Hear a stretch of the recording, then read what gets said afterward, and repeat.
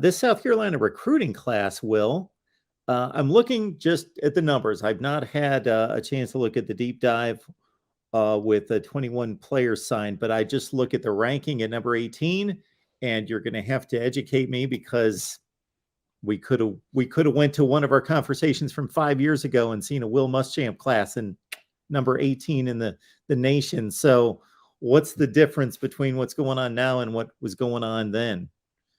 There's not much. I mean, to be honest, that's where South Carolina is going to end up, regardless of coach. It's going to be very rare that South Carolina ends up with a top 10 class. A top 15 class. South Carolina was sitting on a top 15 class just about 6 days ago and lost. I guess particularly, and to give you an example, lost a junior college offensive line commitment, Isaiah Jatta, who went to the Colorado Buffaloes. And so, it's a matter of style points there. It really is. I don't know the exact difference between 18 and 15 in terms of points, to be honest with you tonight. But, it's one of those things where I think you're right. If you're just looking at the recruiting class itself and you're looking at the ranking, you're probably thinking, well, it's another South Carolina class. But again, the key here was adding some quality players. And then, as it always does for South Carolina or any school in the SEC, it comes down to how you develop those players after they get on campus, being able to coach them up and reach maximum potential. Got Will Gunter on the line from the early game. You can catch him on 107.5 The Game. Is there probably an app or something people can go online to be able to find your show that aren't in the Columbia, South Carolina area? Yes, we do have. I think we've got a new app. I think I don't know if they've completely rolled it out yet. I know that was something that was designated for this month or the end of the year, depending on some of the little bugs that are trying to work out. But yeah, you can always go on the App Store or on iTunes and catch that on 107.5 The Game, I believe is how you can go about checking that out. And go to our website as well, 1075thegame.com. So, Will, based on either what Shane Beamer has to say or by the proof in his actions, what do you think is marking his style, his approach, his philosophy in recruiting, and what he's trying to get done?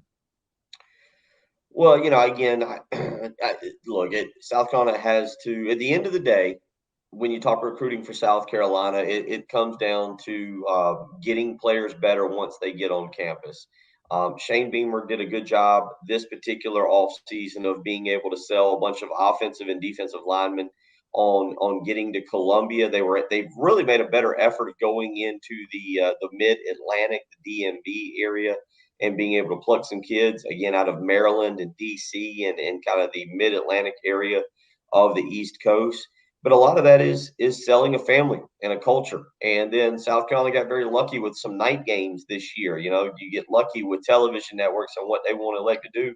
And South Carolina being able to sell an environment, a very good home environment, something that in this day and age with television networks and everybody wanting you to stay home and watch games on the television and not go. South Carolina did a good job of getting people to the stadium and creating a very fun environment. And obviously, Mark, those last two games, beating Tennessee the way they did in a night game and then beating Clemson the way they did up in Memorial Stadium goes a long way to showing just where that program is at. There you go. Where did that team come from? Because I watched South Carolina get knocked around early in the season against Arkansas. They didn't get blown out, but really they were never in the game. They got physically manhandled both sides of the ball. I saw most of the Missouri game.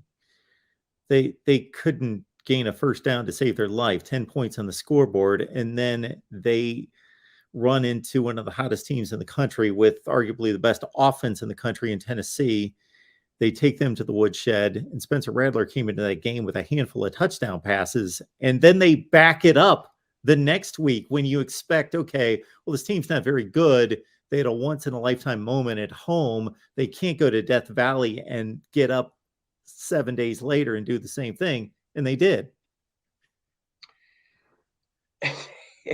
I think we're going to ask that. I will say, The bowl game goes a long way to telling us some about the offense. I don't think we have enough time tonight for you and I to get into that discussion that we've had on the radio show the last few weeks about those offensive performances and what may or may not have happened. And obviously, excuse me, since then, Marcus Satterfield, the former offensive coordinator, has gone to Nebraska, and South Carolina's hired a new offensive coordinator in Dow Loggins, the former Arkansas tight end coach. But I think that there's a lot of questions about whether it was shortening the playbook, reducing the personnel packages, reducing the verbiage of how you call plays. Something obviously occurred because you're right, it wasn't just this year. There was 23 games that were involved in the resume of Shane Beamer and offensive coordinator Marcus Satterfield that got completely upended by those last two games against Tennessee and Clemson. And quite frankly, I don't think we have enough time tonight for us to do a deep dive into